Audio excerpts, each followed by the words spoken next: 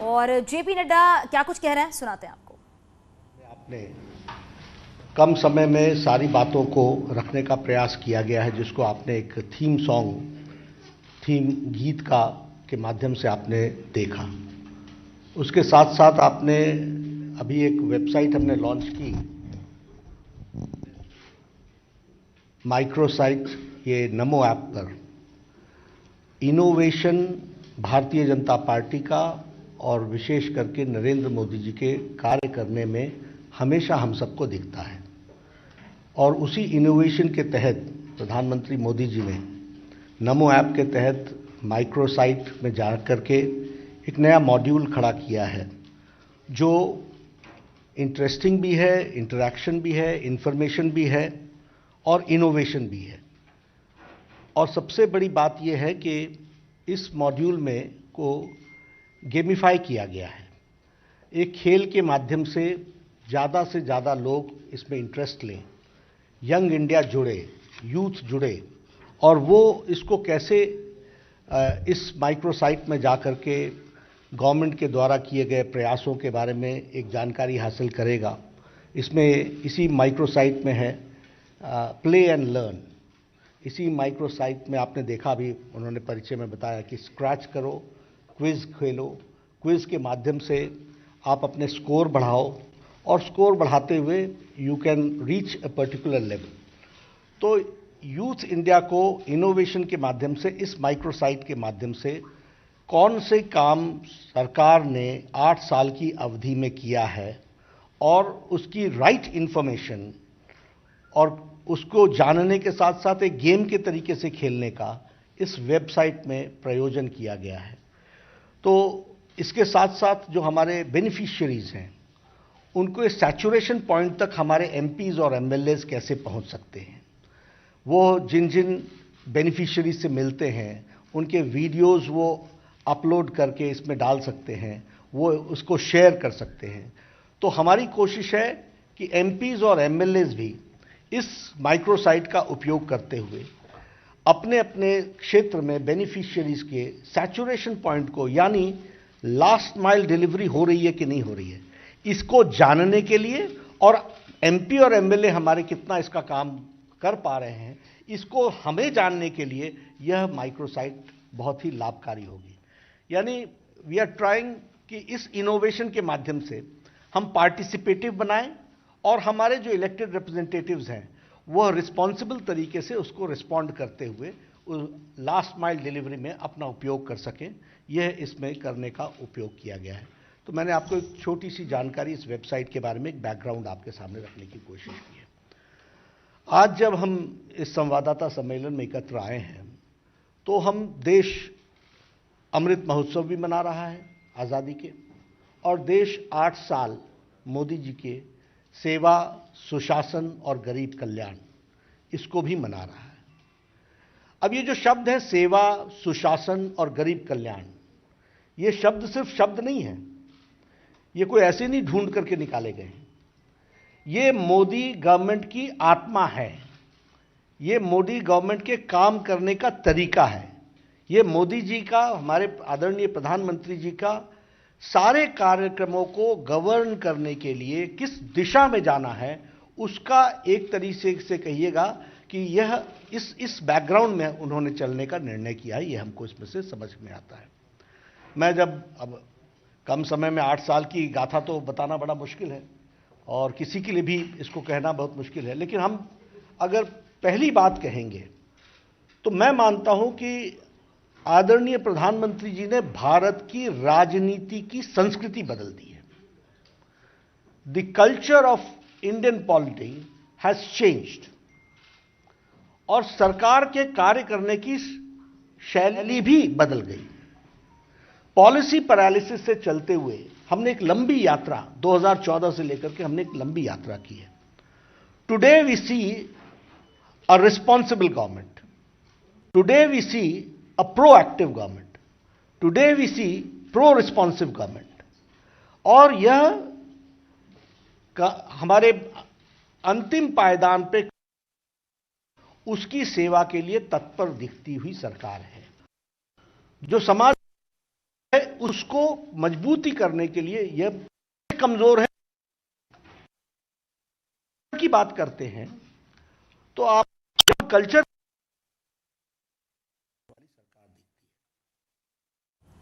तो मोदी सरकार के 8 साल पूरे हो चुके हैं और इस पर आप बीजेपी अध्यक्ष जेपी नड्डा को सुन रहे थे। उन्होंने कई बड़ी बातें हैं जिसका जिक्र किया है। वेबसाइट पर उपलब्धियों को लेकर भी उन्हें बात कही है कि वेबसाइट पर उपलब्धियों की जानकारी रहती है, सरकारी योजनाओं की जानकारी उपलब्ध होती है वेबसाइट के जरिए, और सेवा सुशासन के लिए मोदी सरकार की बातें भी यहाँ पर रखी गई हैं और गरीब कल्याण को मोदी सरकार समर्पित है।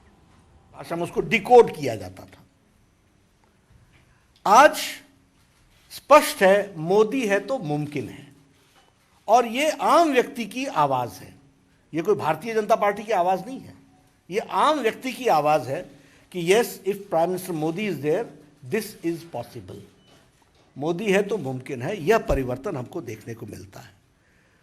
अगर हम संस्कृति की बात करें तो जातिवाद, वंशवाद, परिवारवाद, तुष्टीकरण की राजनीति, ये सब चीजें, भ्रष्टाचार, अनाचार, इन सब को चैलेंज करते हुए और जिसको हम कहते हैं धत्ता दिखाते हुए, इसको स्पर्शी, सर्वसमावेशी विकासवाद की एक अविरल यात्रा, न रुकने वाली यात्रा, इसका प्रारंभ किया है।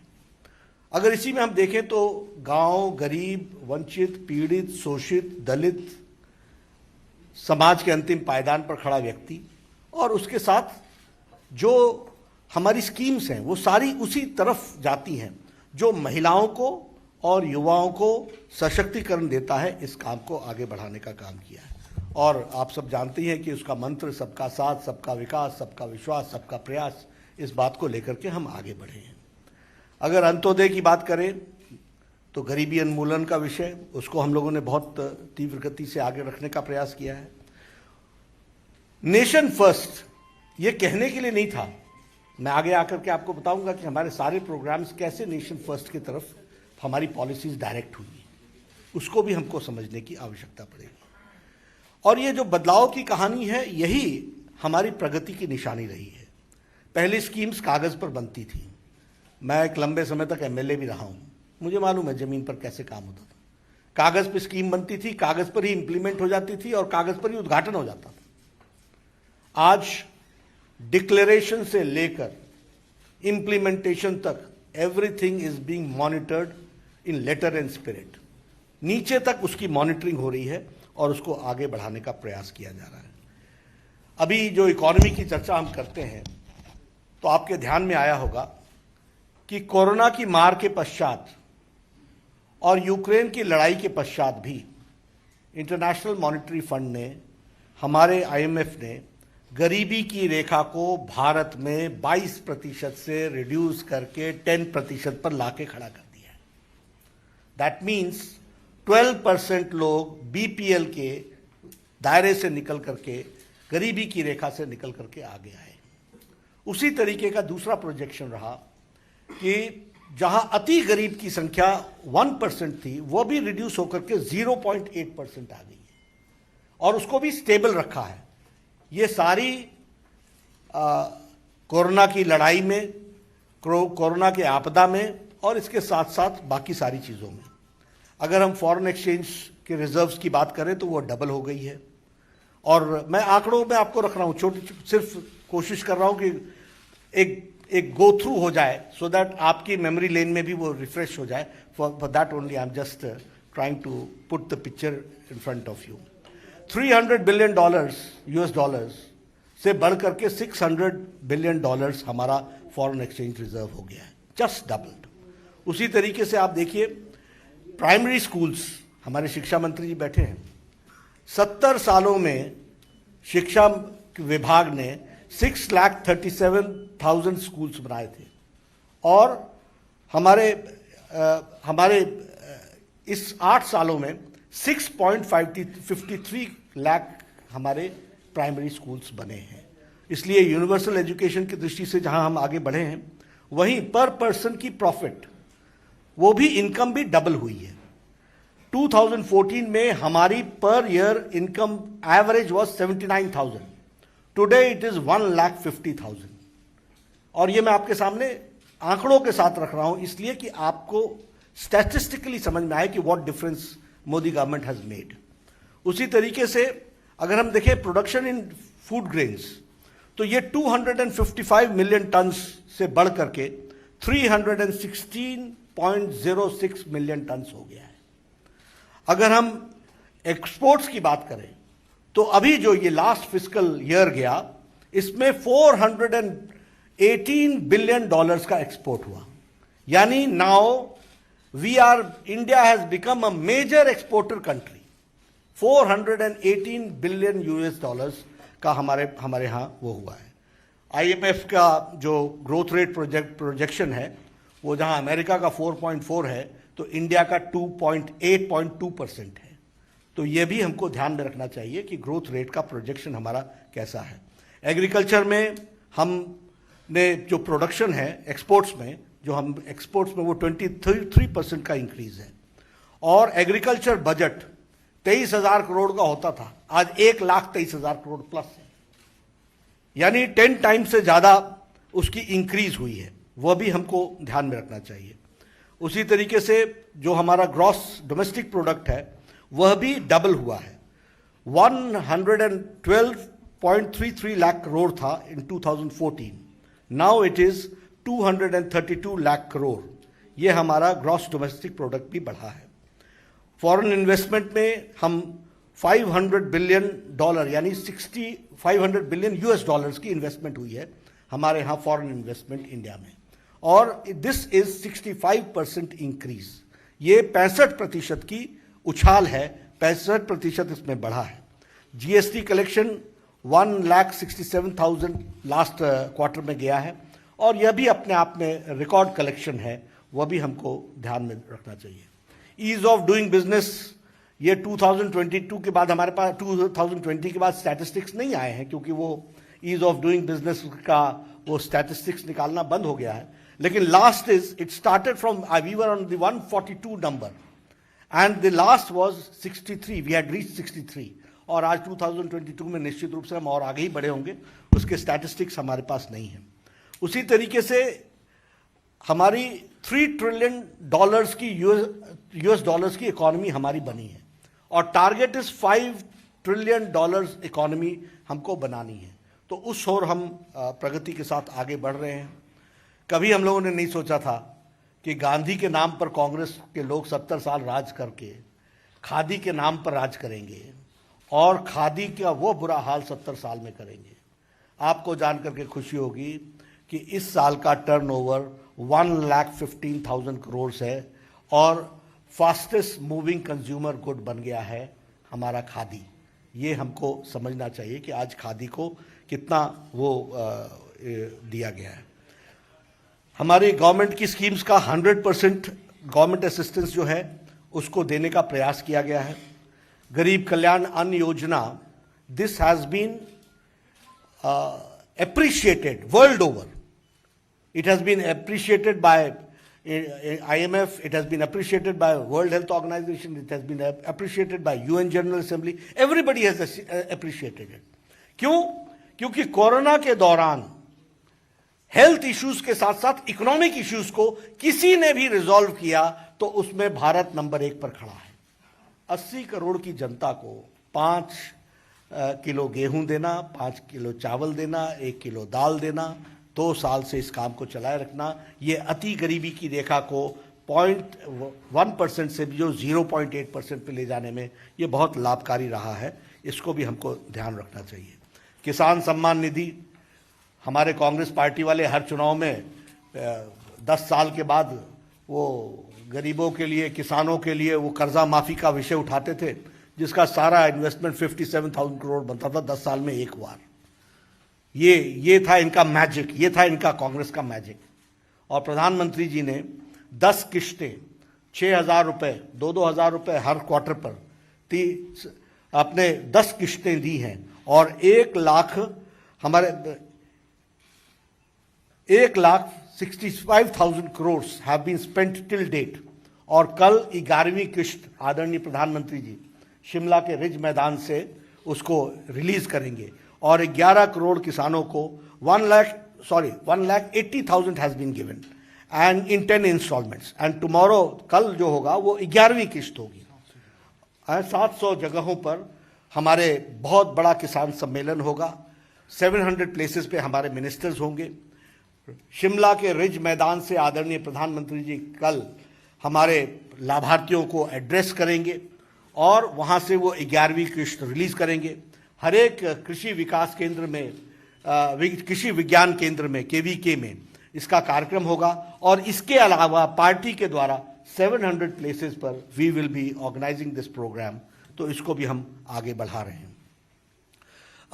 आयुष्मान भारत के बारे में बोलूं तो वर्ल्ड का एजेंडा है यूनिवर्सल हेल्थ केयर, वर्ल्ड का एजेंडा है यूनिवर्सल हेल्थ असिस्टेंस, ये वर्ल्ड का एजेंडा है। लेकिन आज दिन तक यूनिवर्सल हेल्थ एश्योरेंस देने में कोई देश कामयाब नहीं हुआ है और वेस्टर्न वर्ल्ड तो इलेक्शन ही हेल्थ इश्यू पर लड़ती है, हेल्थ सिक्योरिटी पर लड़ती है। बहुत से प्रेसिडेंट्स आए यूएस के, सबने हर एक तरीके की बातचीत की, लेकिन आयुष्मान भारत 50 करोड़ प्लस यानी 40% ऑफ द इंडियन पॉपुलेशन, और कौन है, मैं बार बार बोलता हूं, ये कोई कास्ट के माध्यम से नहीं है, ये बाय प्रोफेशन है। रेडी वाला, ठेला वाला, रिक्शा वाला, फेड़ी लगाने वाला, रैग पिकर, ये बाय प्रोफेशन, बार्बर बेचारा जो बाल काटता है, जो रेडी चलाता है, ऐसे लोगों को, गरीब लोगों को चुन चुन करके 50 करोड़ लोगों को यह आयुष्मान भारत का 5 लाख का एनुअल हेल्थ कार्ड दिया गया है। और इसमें आपको जानकर के खुशी होगी कि 3 करोड़ से ज्यादा लोगों ने सुविधा उठा ली है। 23,000 करोड़ रुपए से ज्यादा इस पर खर्च हो चुका है, यह भी हमको ध्यान रखना चाहिए। हम लोगों ने तय किया है कि 12 करोड़ से ज्यादा घरों में हम पानी पहुंचाएंगे, नल से जल, और 9 करोड़ पहुंच चुके हैं। उसी तरीके से सौभाग्य योजना, 2 करोड़ 81 लाख घरों में बिजली पहुंचाई गई है। मैं आप लोगों के माध्यम से इसकी मर्मता समझाना चाहता हूं क्योंकि गांव से आता हूं। आपको शायद उन बच्चों की साइकोलॉजी मालूम ही नहीं है जिनके घर में बिजली नहीं है। वो उनका जीवन में डिग्निटी नाम की चीज कितनी कॉम्प्रोमाइज है इसका आपको अंदाजा नहीं होगा। वो पढ़ने के लिए किसी दूसरे के घर में जाते हैं और इसकी संख्या छोटी नहीं थी, 2 करोड़ 18 लाख घरों को बिजली पहुंचाई गई है, यानी लिविंग विद डिग्निटी। ये 11 करोड़ लोगों को शौचालय दिया गया। बार बार लोग बोलते हैं टॉयलेट्स दिए गए, टॉयलेट दिए गए। No, it's not that only. आप लोग तो गांव में घूमते ही होंगे, आप लोग कवर करने जाती हैं। गांव में बताइए, औरतें झुंड का झुंड बना करके निकलती थी कि नहीं निकलती थी फॉर देयर डेली नीड्स। और इसका मतलब सिर्फ मां ही नहीं है, मां के साथ बच्चा भी है। इसका मतलब, और इसकी संख्या छोटी नहीं है, 11 करोड़ है। तो यानी 11 करोड़ लोग इस देश में 70 साल की आजादी के पश्चात डिग्निटी के साथ जी नहीं पा रहे थे, यह स्थिति थी। और मोदी जी ने 8 साल के अंदर उनको लाइफ विद डिग्निटी देने का काम किया है। 130 करोड़ की जनता में 11 करोड़ महिलाएं हों और 130 करोड़ की जनता में एक एक बच्चा भी होगा तो 11 करोड़ बच्चे हों, तो ऐसे देश को अगर हम कहें कि सेवा, सुशासन और गरीब कल्याण, तो इसका ट्रू अर्थ हमको इसमें से समझ सकते हैं, इसको हम जान सकते हैं। जल जीवन मिशन की मैंने आपसे बात की। हमारे बगल में बैठे हैं पूर्व के पेट्रोलियम मिनिस्टर, उज्ज्वला योजना इन्होंने आदरणीय प्रधानमंत्री जी के प्रेरणा से इसको शुरू की, 9 करोड़। और मैं तो बार बार लोगों को बोलता हूं कि हेल्थ का इशू देखिएगा तो पल्मोनरी डिजीज, और पल्मोनरी डिजीज के साथ साथ ये लंग्स का इन्फेक्शन, ये महिलाओं का कम हुआ। इतना ही नहीं, अगर शौचालय की बात करें तो वाटर बोर्न डिजीजेस कम हो गए क्योंकि स्वच्छता आ गई। ये चेंजेस आए हैं, इसको हमको समझना चाहिए। इसलिए उज्ज्वला ने महिलाओं का सशक्तिकरण जिस तरीके से किया है वह भी हम सबको ध्यान में आता है। 2.38 हाउसेज बने हैं प्रधानमंत्री आवास योजना में। अब मैं ही पहले MLA होता था, एक इंदिरा आवास योजना होती थी, 40,000 रुपए दिया जाता था। ये आपको ग्राउंड की बात सुना रहा हूं। और हमारे को बोलते थे कि नड्डा जी